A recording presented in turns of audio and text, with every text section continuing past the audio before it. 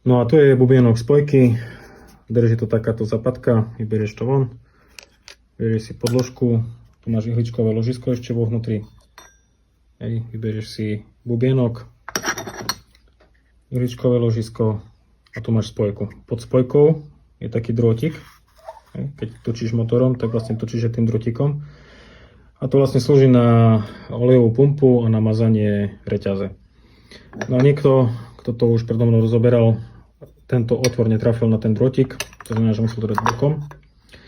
Tým pádom bubienok ostal vyššie a keď sa to zaistilo podložkou a poistkou, tak no a keď to osadíš na správne miesto, to znamená, že tam máš drôtik, tu máš výrez, tak ti to sadne nižšie. Takto. Dáš tú podložku a stále tu máš dostatok miesta na poistku, ešte tam musíme vložiť ložisko samozrejme.